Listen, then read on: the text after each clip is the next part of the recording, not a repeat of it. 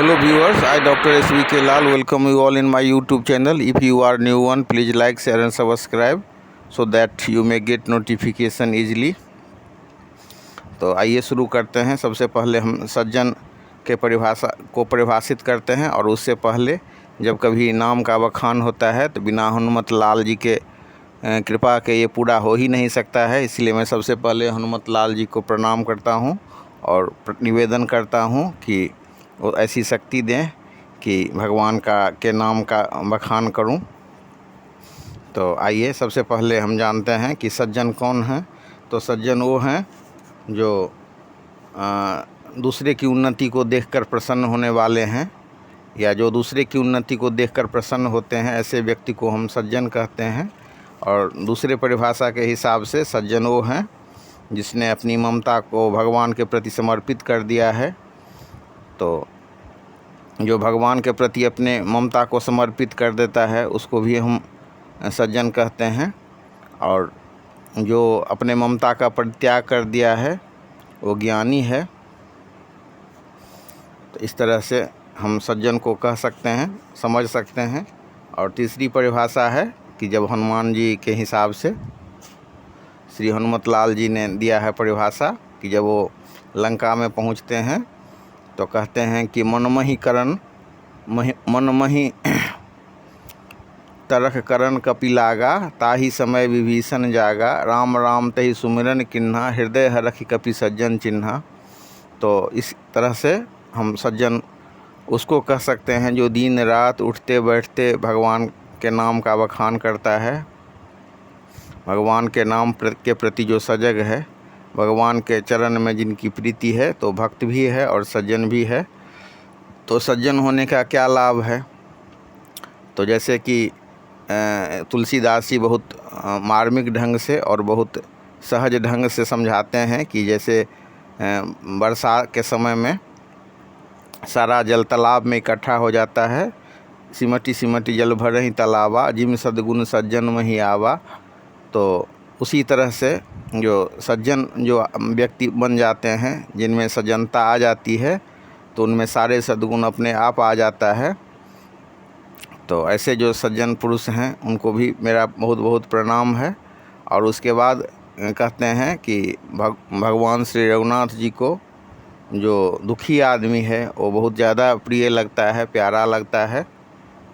तो जिन्हें परम प्रिय खिन्न, तो ऐसे जो व्यक्ति हैं जो खिन्न हैं, जो दुखी हैं, तो भगवान श्री रघुनाथ जी, श्री सीताराम जी की ये विशेषता है कि आम आदमी या दुनिया में कोई भी आदमी ऐसा नहीं है जिसको कि दुखी आदमी प्यारा लगे, लेकिन उनका वात्सल्य भाव कह लीजिए, या वो नाथ का नाम दयानिधि है, नाथ का नाम करुणामय है, करुणा के सागर हैं।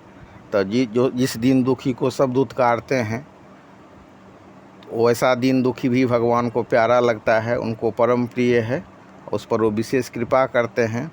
तो मैं सीताराम जी भगवान के चरण कमल की वंदना करता हूँ, उनको प्रणाम करता हूँ।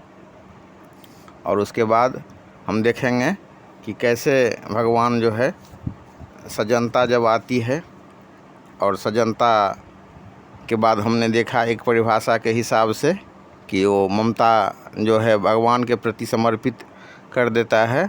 और जब अपने ममता को भगवान के प्रति समर्पित करता है, उसने परित्याग नहीं किया है, लेकिन भगवान के चरण कमल में जब ममता को हम समर्पित करते हैं तो फिर हम दिन रात उनका नाम लेते रहते हैं। तो तीनों ही जो परिभाषा है सज्जन का, कि जो दूसरे के दुख से दुखी हो जाता है, या दूसरे के खुशी को देख कर के खुश होता है, या जो दूसरे की उन्नति को देखकर प्रसन्न हो, या दिन रात जो भगवान का स्मरण करे, या जिसने अपने ममता को भगवान को के चरण कमल में अर्पित कर दिया है, तो तीनों का भाव एक ही है और सबका लक्ष्य एक ही है कि नाम स्मरण।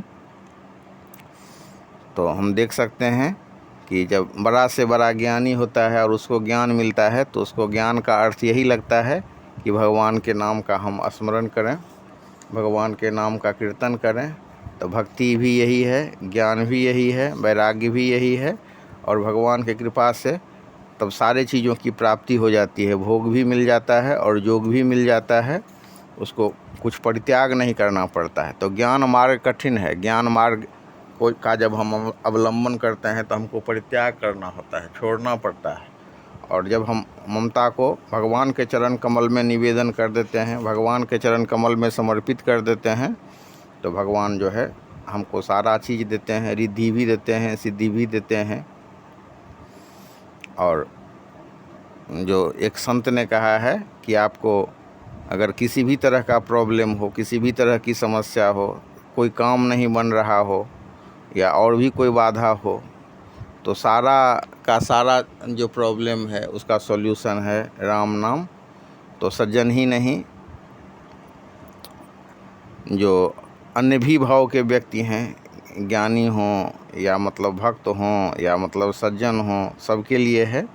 और जो सज्जनता की जब बात आती है, ज्ञान की जब बात आती है, तो भगवान के कृपा से उनके चरण कमल में अनुरक्ति मिलती है, उसके प्रति चेतना जागृत होती है।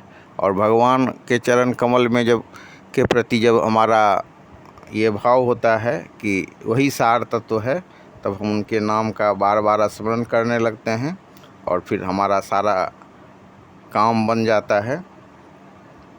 तो ये जो राम नाम है वो वेदों का प्राण है, शास्त्रों का और वर्णमाला का भी प्राण है। और प्रणव जो है, प्रणव को वेदों का प्राण कहा गया है। अब प्रणव जो है 3 मात्रा वाला शब्द ओम, ओ उ म से बना है। और वो जो ओंकार है वो पहले प्रकट हुआ था, उसके बाद त्रिपदा गायत्री बनी और उससे वेद त्रय बना, ऋक साम यजु, ये 3 मुख्य वेद हैं। इन तीनों का प्राकट गायत्री से, गायत्री का प्राकट 3 मात्रा वाले ओंकार से, और ओंकार प्रणव सबसे पहले हुआ। तो इस प्रकार ओंकार जो है सो वेदों का प्राण है। और जो वेदों का प्राण है, अगर उसकी हम बात करें तो उसमें से अगर हम राम नाम को हटा दें तो कुछ नहीं बचेगा, निरर्थक हो जाएगा। अब इसको हम ऐसे समझ सकते हैं कि जैसे मतलब राम नाम है, तो राम का नाम प्रणव होता है, राम नाम से प्रणव होता है। प्रणव में से र अक्षर को निकाल दें तो प्रणव हो जाएगा, प्रणव का अर्थ हो जाता है ढोल। इसी तरह से ऊ में से अगर हम मौ को हटा दें तो उसका अर्थ हो जाएगा शोक। उस प्रणव में से अगर र को हटा लें तो फिर ओ में मौ कहना आवश्यक है। इसलिए राम का नाम जो है वेदों का भी प्राण है। इसके बाद हम देख सकते हैं कि राम नाम जो है निर्गुण है, गुण से रहित है, सत्य रज और तम से अतीत है, उपमा रहित है, गुणों का भंडार है, दया क्षमा संतोष आदि सद्गुणों का खजाना है। और सबसे खास बात यह है कि अगर हम इस नाम का स्मरण करते रहें तो ये सारे सद्गुण अपने आप आ जाते हैं। तो राम जो नाम है सगुण और निर्गुण दोनों वाचक हैं। जो एक जगह कहा गया है कि अगुण सगुण दुई ब्रह्म स्वरूपा, और मतलब जो सगुण वाले हैं, सगुण ब्रह्म उपासक हैं, वो भी नाम का स्मरण करते हैं, और जो निर्गुण ब्रह्म उपासक हैं वो भी भगवान का स्मरण करते हैं। तो जो राम का नाम का जो जप है वो सबको करना चाहिए, चाहे आप सगुण वाले हों या निर्गुण वाले हों। और उसके बाद हम देख सकते हैं कि जैसे राम नाम को कहा गया है कि वो अमृत के समान है, तो बढ़िया भोजन में घी और दूध मिला दो तो वो भोजन बहुत बढ़िया बन जाता है। ऐसे ही राम नाम को दूसरे साधना के साथ करो, चाहे केवल राम का नाम का जप करो तो भी हमें सारे चीज़ों की प्राप्ति हो जाती है। या मतलब दूसरे साधना के साथ करो भगवान का नाम, तो वो भी साधना हमारा बहुत जल्दी सफल हो जाता है। साधना में हम तो कोई भी साधना में साधना की बात होती है, साध्य होता है, साधक होता है और साधक होता है। तो साध्य भी चाहिए, साधक भी चाहिए और साध्य भी चाहिए, साधना भी चाहिए। और ये तीनों की प्राप्ति हो जाती है कैसे? तो भगवान के नाम से, भगवान नाम के स्मरण से। और जब नवधा भक्ति की बात होती है तो कहा जाता है कि प्रथम भगति संतन कर संगा, द्वितीय रति मम कथा प्रसंगा, मंत्र जाप मम दृढ़ विश्वासा। तो ये मंत्र जाप में दृढ़ विश्वास की बात कही गई है। और मंत्र तो जो महामंत्र है राम का मंत्र, जिसको भगवान शंकर हमेशा करते रहते हैं, महामंत्र जो ही जपत महेशु, महामंत्र जो ही जपत महेशु, काशी मुकुट हेतु उपदेशु। तो भगवान शंकर जो हैं तो महामंत्र राम का जो राम नाम का जो महामंत्र है उसको जपते रहते हैं, और उसी के द्वारा राम नाम का उपदेश करके वो जिसका मरण काशी में होता है उसको मुक्ति प्रदान करते हैं। कहा जाता है कि जो काशी में मरता है उसका एक ठो कान जो है सो खड़ा रहता है, तो इस कान में भगवान उसको राम नाम का मंत्र देते हैं और उससे उसको मुक्ति देते हैं, मोक्ष देते हैं। तो इस तरह से हम समझ सकते हैं।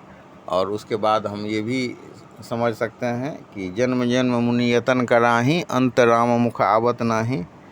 तो ये जो अंतिम समय में राम का नाम मुख में नहीं आते रहता है, तो उसके लिए क्या करते हैं, तो उसके लिए जो है सो हम प्रयास करते रहते हैं, प्रैक्टिस करते रहते हैं हमेशा, दिन रात उठते बैठते। इससे क्या होता है कि अंतिम समय में राम का नाम जो है मुख पर आ जाता है, जिह्वा पर आ जाता है। और अंत समय में अगर हम राम का नाम ले लें तो फिर हम जन्म चरण मरण के चक्कर से मुक्त हो जाते हैं। भगवान जो है मुक्ति का क्षेत्र खोल देते हैं और अपने धाम में ले जाते हैं। तो कोई भी अन्न का क्षेत्र खोले तो उसमें उसके पास में पूंजी चाहिए, बिना पूंजी के अन्न कैसे देगा कोई। तो भगवान शंकर कहते हैं कि हमारे पास, उनके पास राम नाम की पूंजी है, और उसको जो चाहे सो ले लो और उसके बाद फिर मुक्ति भी ले लो। तो जो महामंत्र है उसके माध्यम से भगवान शंकर मुक्ति देते हैं। और उसके बाद है कि भगवान से भी बड़ा भगवान का नाम है, इसलिए सतत भगवान